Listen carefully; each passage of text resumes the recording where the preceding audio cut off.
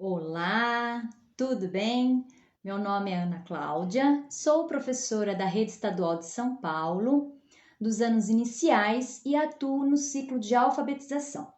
Toda quarta-feira aqui no Instagram eu deixo para você, professor, uma dica da prática pedagógica que vai te ajudar a potencializar o trabalho na alfabetização. E a dica de hoje é sobre leitura, mais especificamente a leitura do professor no início da aula. Por que será que ela é tão importante?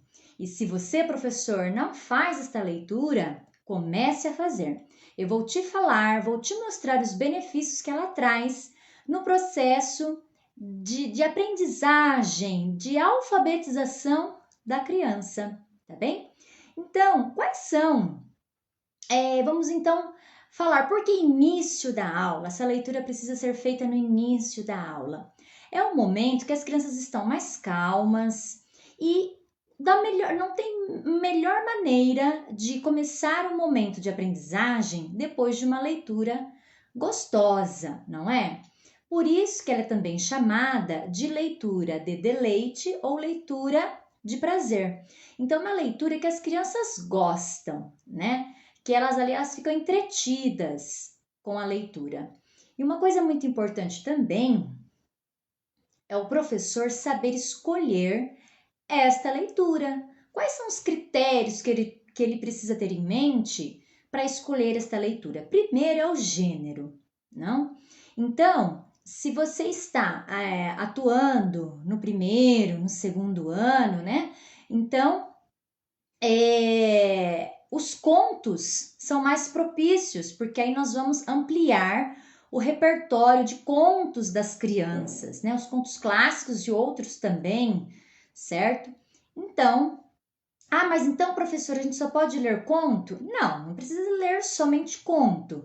A gente pode ler poemas para as crianças, nós podemos ler até notícias, mas aí nós temos que tomar o cuidado para adequar essa notícia, né? Não para adequar, mas para escolher uma notícia logicamente real, certo? Que seja própria para a idade das crianças. A gente não vai levar uma notícia falando sobre uma bala perdida, entendem? Então, precisa tomar esse cuidado também. E uma outra coisa muito importante é você ler, tá? Direto no portador. Então, para as crianças saberem onde existe aquele tipo de texto. Então, se você vai ler um poema, leve o livro onde está este poema.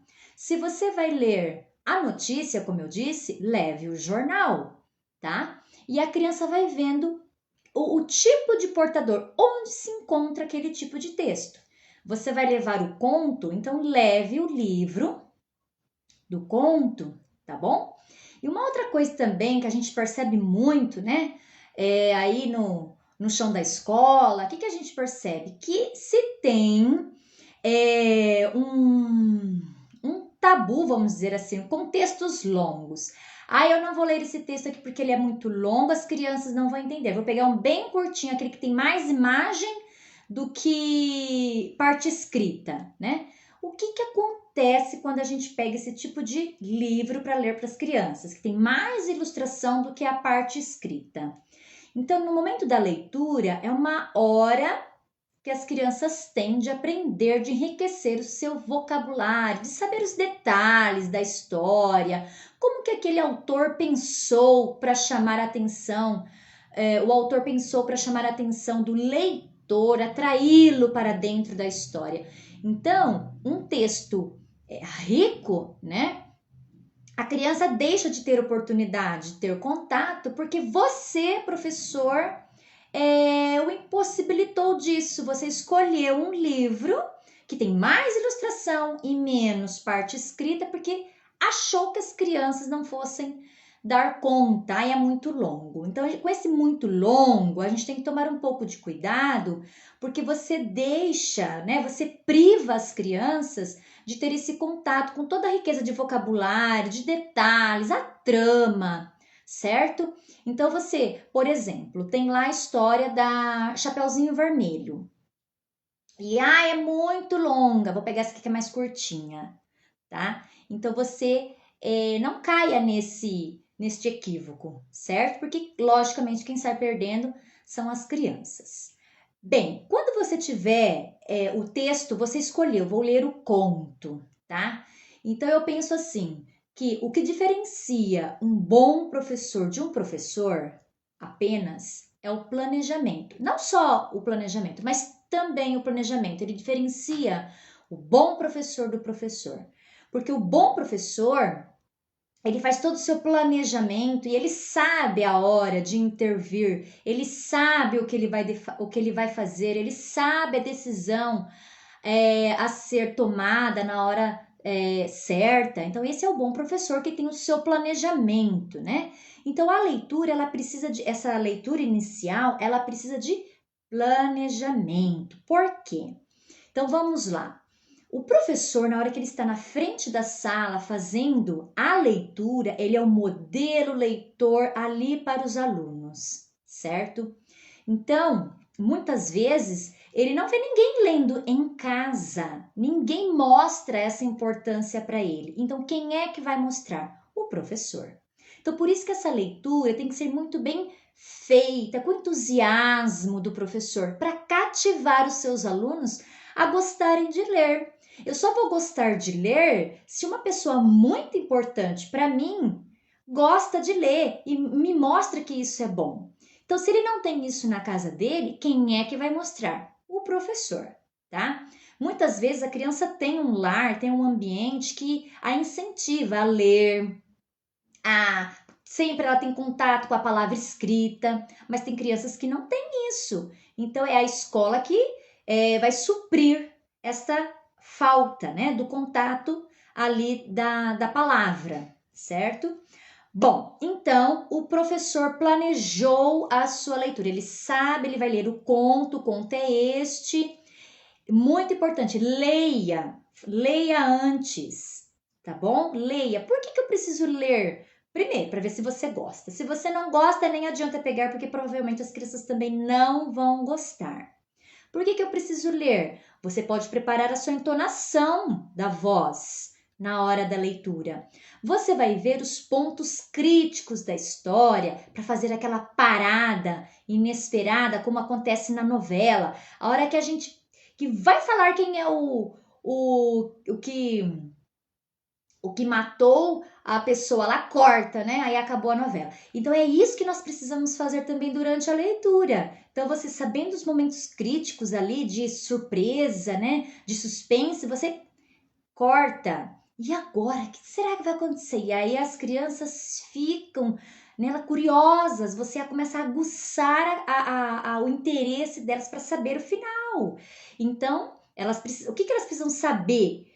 O que elas precisam fazer para ver o final? Precisa te escutar, precisa que você continue lendo, então elas vão manter a atenção ali, certo? Então, é esse tipo de planejamento que eu falo, saber escolher bem o seu livro, tá? Então você vê o gênero, depois você vê se você gosta, se você gostou, ótimo, provavelmente eles vão gostar também. Leia, né, para preparar a sua entonação de voz, os pontos críticos que você pode parar durante a leitura, não precisa ser todas, muitas paradas não, tá? Porque isso também não é bom. Umas 2 vezes ali, já acredito que seja o suficiente, né? Dependendo ali do tamanho da história, tá? E uma outra coisa também, dependendo da idade, né? Então, ali que a trama não seja muito complexa, né? Da criança entender, tá? Então, você vai adequar ali para a faixa etária dos seus alunos. Uma coisa muito importante também que às vezes acontece é o professor parar a história ou a leitura no meio ali para explicar uma palavra. Eu acho que os alunos não vão entender essa palavra, é muito difícil. Para a leitura e explica. Gente, essa palavra ninguém perguntou, ninguém quis saber o significado, mas ele para e ele fala, né? Então, o que acontece? Quebra aquela cadeia de sentido que a criança estava fazendo na cabeça dela, né? Quebrou aquela cadeia de sentido, quebrou o ritmo da leitura. E como é ruim isso acontecer? Mesma coisa, você tá tão interessado, entretido na leitura, bate alguém na porta lá da professora e interrompe. Acontece, né? mas é difícil, mas são coisas que porventura podem acontecer. Então, se for partir de você, professor, não faça isso, tá? Não faça isso. Por quê, professora? Porque eles dão o contexto da leitura, muitas vezes, na maioria das vezes, dá conta de explicar aquilo que aquela palavra que você acha que as crianças não vão entender. Então, aquele contexto, muitas vezes, dá conta disso, tá bom? E outra coisa, não tire a palavra e troque por sinônimo, tá? Ah, eles não vão entender isso. Eu vou trocar para uma palavrinha mais fácil. Aí você também priva as crianças de conhecer palavras novas, de aumentar vocabulário. Olha como é importante todo o nosso cuidado, o nosso planejamento durante esta leitura, tá? E aqui eu vou mostrar para vocês, ó, eu trouxe este livro aqui, tá? Este livro, né, vamos dar os créditos devidos, as ilustrações, ó, do Nelson Cruz, não sei se tá pegando aqui, né, Nelson Cruz, e o autor Vinícius de Moraes. O título, A Arca de Noé. Então, vocês viram que tudo que eu li eu apontei, isso é muito importante para criança. Lembram-se, né? Tudo que está escrito precisa ser lido. E aonde eu vou apontando, aonde eu vou lendo, eu vou apontando para a criança saber que não está saindo da minha cabeça, mas que eu estou lendo algo que está escrito, tá? Então, isso é muito importante também. E antes de começar a sua leitura, fale o que você vai ler. Ah, hoje a professora vai ler um poema para vocês.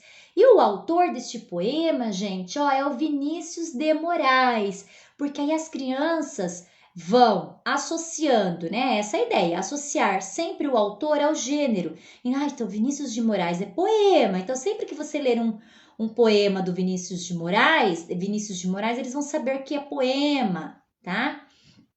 Então, por isso que é importante a gente ler o nome, né? Falar de quem é o autor. E aí, o título, A Arca de Noé. Gente, o que vocês acham? Que os poemas que estão aqui vão falar sobre o quê? A Arca de Noé. E aí, eles já vão, né? Lembram-se, né? Que eu já disse isso, fazer o levantamento dos conhecimentos prévios. Vamos saber o que as crianças já sabem a respeito do título. Arca de Noé. Na Bíblia, professora. Isso. O que é a Arca de Noé? Olha aqui as ilustrações. Ai, são os animais. E quem que foi Noé?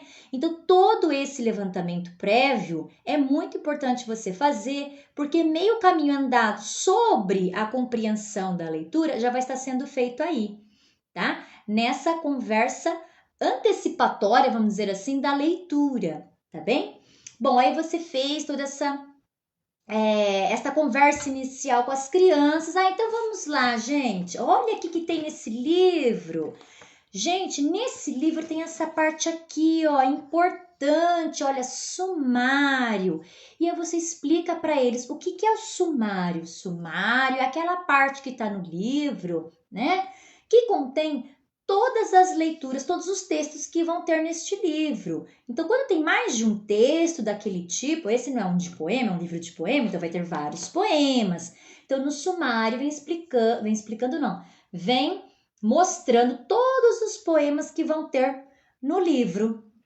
Porque isso aqui você está modelizando um procedimento leitor. Só um leitor experiente que faz isso e você está ensinando o seu aluno a fazer também, tá?